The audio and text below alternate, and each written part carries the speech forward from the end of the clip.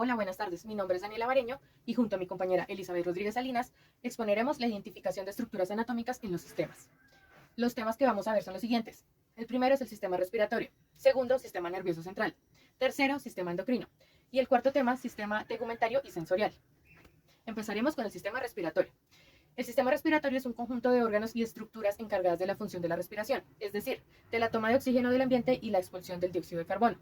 Su principal función es permitir el intercambio de gases entre el cuerpo y el aire exterior, siendo uno de los sistemas vitales más importantes del cuerpo humano. A continuación veremos las partes del sistema respiratorio, que se clasifican en dos: vías respiratorias superiores y vías respiratorias inferiores. En las vías principales respiratorias superiores encontraremos la nariz y la cavidad nasal, que filtran, humedecen y calientan el aire que respiramos. La faringe es un conducto que conecta la cavidad nasal y la boca con la laringe. La laringe contiene las cuerdas vocales y conecta la faringe con la tráquea.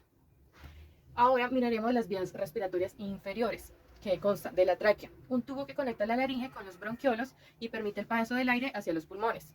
Bronquios. La tráquea se divide en dos bronquios principales, uno para cada pulmón. Los bronquios se ramifican en bronquiolos más pequeños dentro de los pulmones. Los bronquiolos son ramificaciones más finas de los bronquios que llevan el aire hacia los alvéolos, donde ocurre el intercambio de gases. Los pulmones son los órganos responsables de la respiración. Se encuentran ubicados en la cavidad torácica, uno de cada lado. El pulmón derecho tiene 3 lóbulos, mientras que el izquierdo solo tiene 2, porque en el pulmón izquierdo va ubicado el corazón. Aquí es donde ocurre el intercambio de gases en los alveolos, que son pequeños sacos de aire situados en los extremos de los bronquiolos. El diafragma es un músculo que separa la cavidad torácica de la abdominal. Durante la inspiración, el diafragma se contrae y desciende, aumentando el volumen de la cavidad torácica y permitiendo que el aire fluya hacia los pulmones. Durante la expiración, el diafragma se relaja y él asciende. También encontramos los músculos intercostales, que son músculos situados entre las costillas. Ayudan a expandir y a contraer la caja torácica durante la respiración. Ahora veremos el funcionamiento del sistema respiratorio, que es el proceso de la respiración que se divide en dos etapas principales. La primera, que es la ventilación pulmonar, que es el proceso de inspiración y expiración. La inspiración es el acto de tomar aire hacia los pulmones, mientras que la expiración es la expulsión del aire hacia el exterior. La inspiración, el aire entra en los pulmones cuando el volumen de la cavidad torácica aumenta. El diafragma se contrae y se mueve hacia abajo, mientras que los músculos intercostales elevan las costillas. Expiración. En general, es un proceso pasivo en reposo, donde el diafragma se relaja y asciende, y los músculos intercostales descienden las costillas, reduciendo el volumen de la cavidad torácica y forzando el aire fuera de los pulmones. Ahora miraremos el intercambio de gases. Este ocurre en los alvéolos pulmonares, donde el oxígeno se difunde desde el aire hacia la sangre, y el dióxido de carbono se difunde desde la sangre hacia el aire para ser exhalado. El intercambio de oxígeno. El oxígeno del aire inhalado pasa a través de la membrana alveolar hacia los capilares sanguíneos. El oxígeno se une a la hemoglobina de los glóbulos rojos y transporta a todo el cuerpo. Eliminación de dióxido de carbono.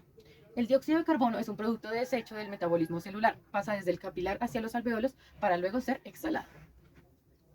Regulación de la respiración. La respiración está controlada por el centro respiratorio en el bulbo raquídeo. En el cerebro, este centro monitorea los niveles de dióxido de carbono en la sangre y ajusta la frecuencia respiratoria para mantener un equilibrio adecuado de gases en el cuerpo, lo que llamamos hiperventilación o hipoventilación. La hiperventilación ocurre cuando respiramos más rápido de lo normal, generalmente debido a la acumulación de dióxido de carbono.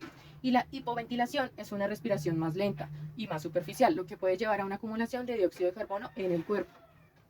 El sistema respiratorio es susceptible a varias enfermedades y trastornos que pueden afectar su funcionamiento.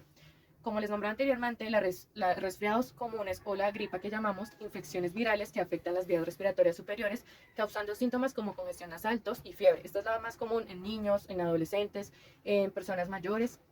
También hablaremos sobre el asma, enfermedad crónica caracterizada por la inflamación en las vías respiratorias, lo que dificulta la respiración y provoca ataques de dificultad respiratoria.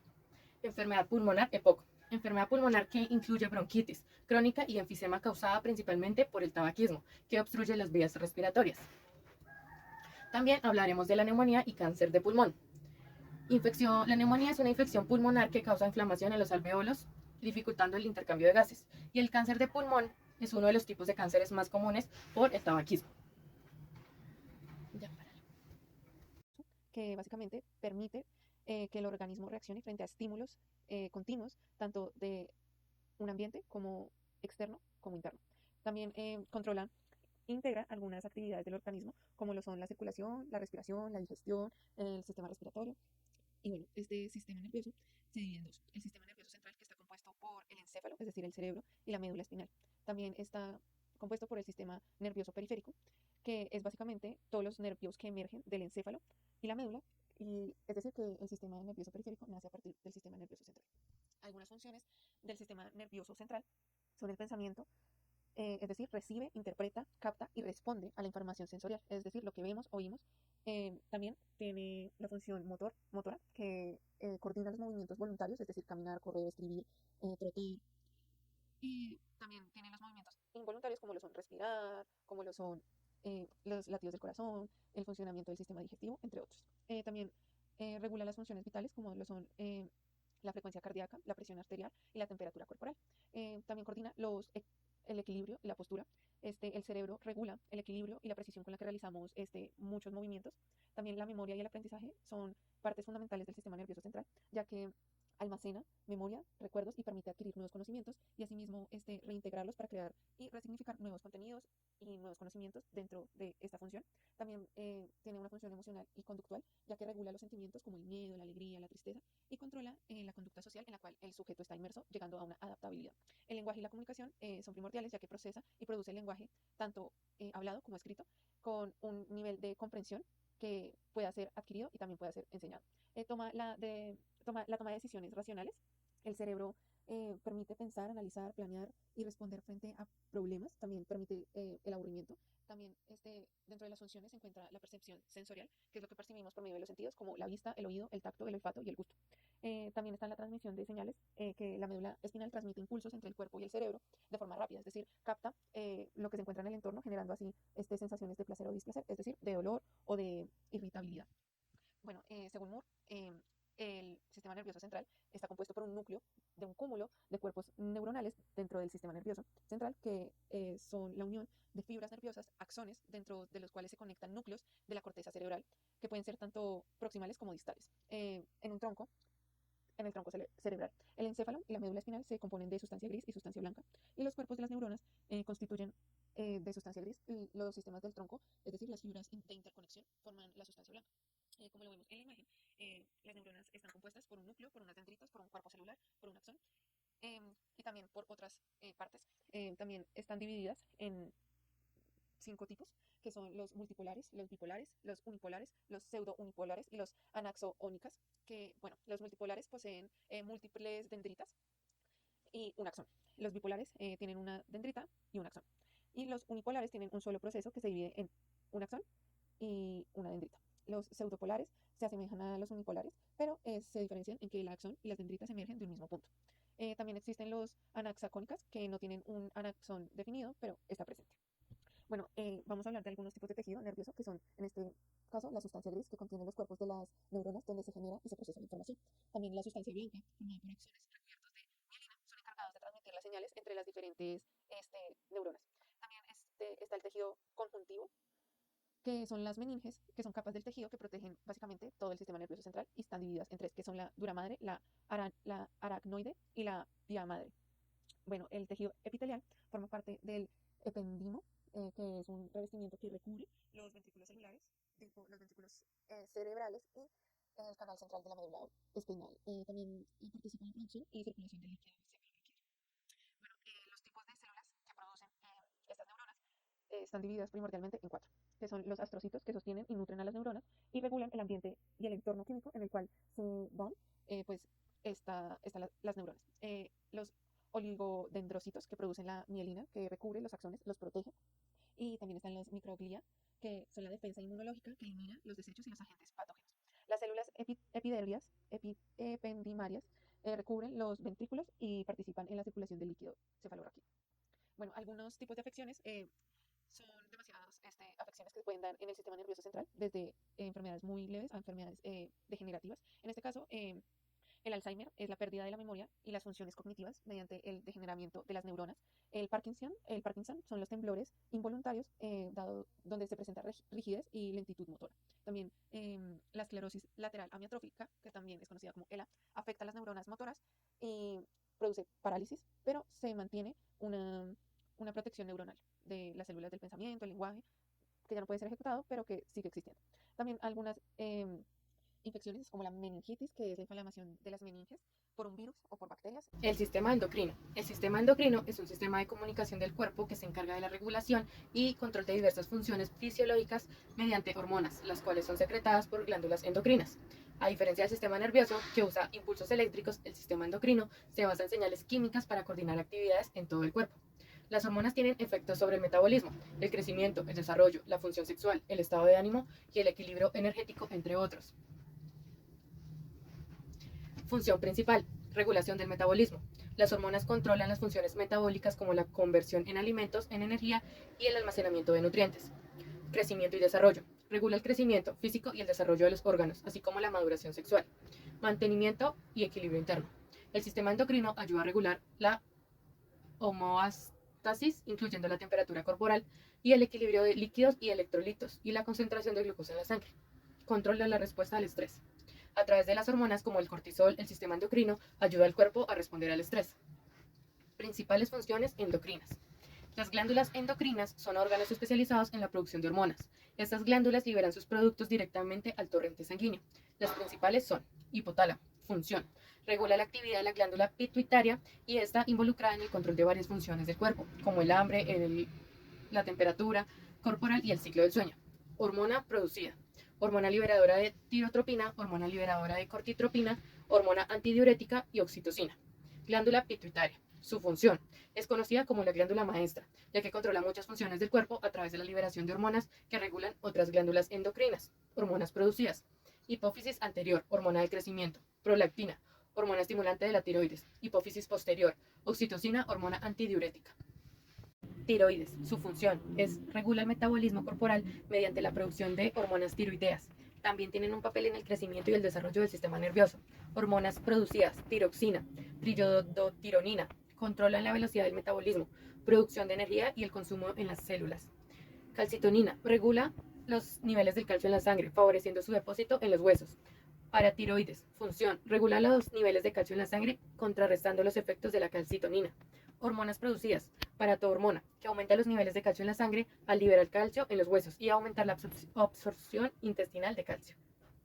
Glándulas suprarrenales. Función: están localizadas sobre los riñones y se encargan de producción de hormonas involucradas en la respuesta al estrés, el equilibrio de electrolitos y la regulación del metabolismo. Hormonas producidas: corteza adrenal. Produce cortisol, aldosterona, regula el equilibrio de sodio y potasio. Hormonas sexuales: andrógenos, médula adrenal, produce adrenalina, epinefrina y noradrenalina, que son importantes para la respuesta de lucha o huida en situaciones de estrés. Páncreas. Función: es una glándula mixta, ya que tiene funciones tanto endocrinas como exocrinas. En su rol endocrino, el páncreas regula los niveles de glucosa en sangre.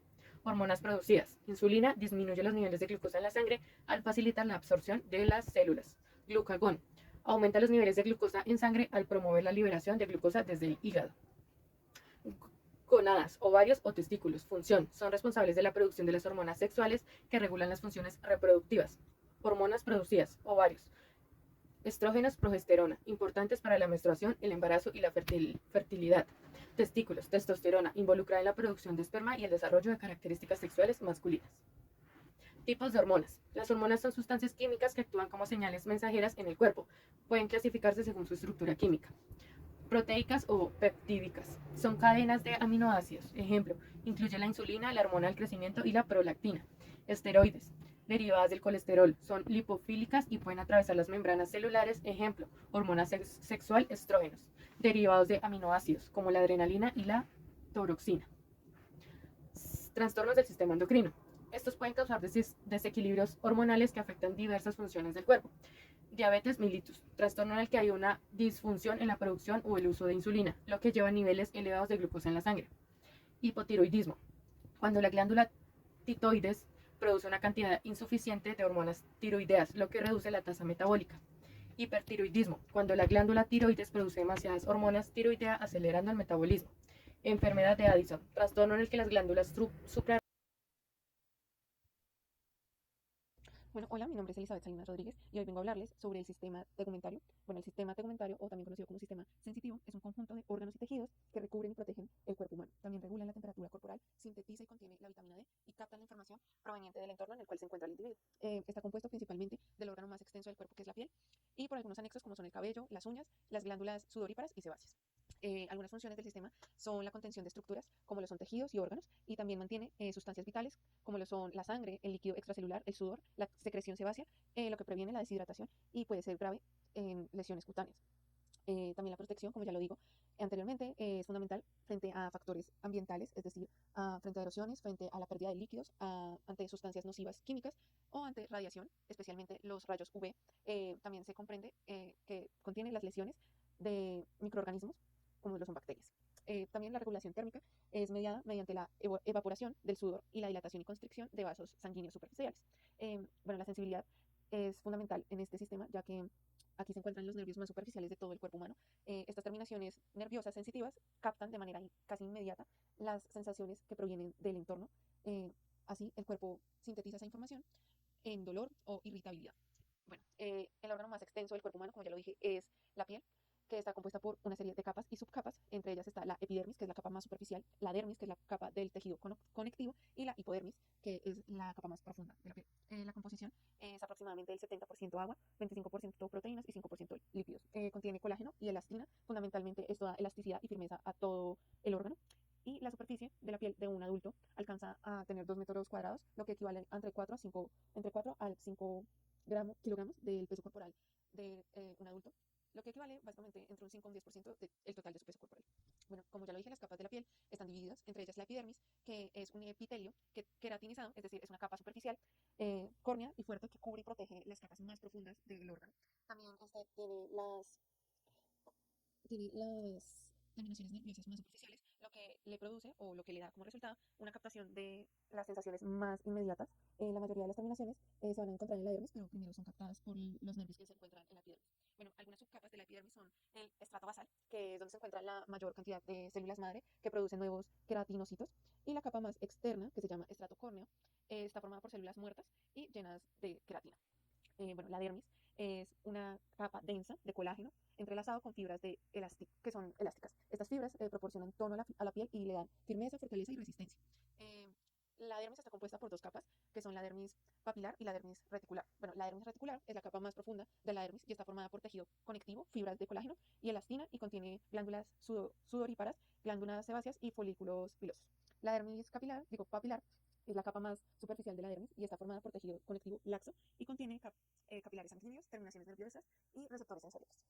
Bueno, algunos tipos, porque son demasiados, de células que componen el sistema tegumentario son los melanocitos, que se encuentran en la capa basal de la epidermis, es decir, en la capa más profunda, y sintetiza la melanina, que es lo que le da pigmento a la piel y lo que le produce una protección de los rayos UV. Las células de Langerhans, que son células inmunitarias que determinan la respuesta de adaptabilidad inmunitaria frente a la inflamación o tolerancia de alguna lesión en el órgano. Bueno, y también están los fibroblastos de la dermis, que generan colágeno, elastina y que son esenciales para la firmeza y elasticidad, pues, de la piel. Bueno, esos son algunos, hay más. También existen células del pelo, que también son llamados folículos pilosos, que están compuestos por células madre del bulbo piloso y son responsables del crecimiento continuo del cabello. Producen nuevas células capilares en cada segundo.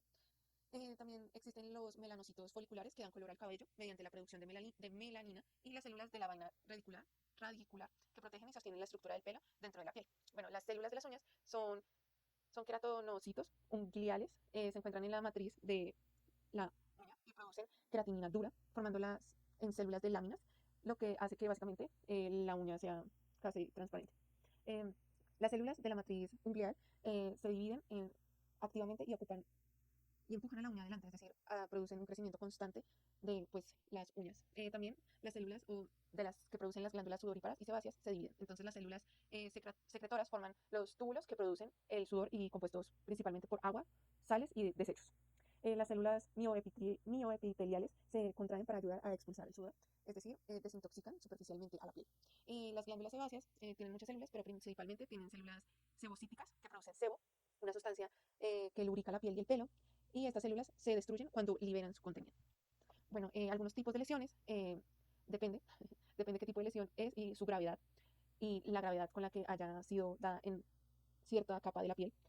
Em, Algunas lesiones, entre ellas las más comunes, son la múcula, que son básicamente las pecas o manchas por vitiligo, la pópula, que son sólidas y pequeñas, que son por lo general verrugas o picaduras, la placa, que son lesiones elevadas, extensas y planas, como son la psoriasis, la vesícula, que son también pequeñas lesiones con líquido claro, como lo son el herpes.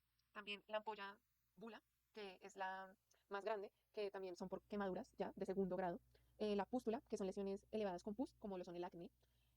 También los nódulos, que son lesiones firmes y profundas dentro de la piel, como lo son los lipomas. La costra, que es la formación seca de sangre o pus en una herida, es decir, cuando hay un raspón. La úlcera, que es la pérdida profunda de piel que puede dejar cicatriz, como las úlceras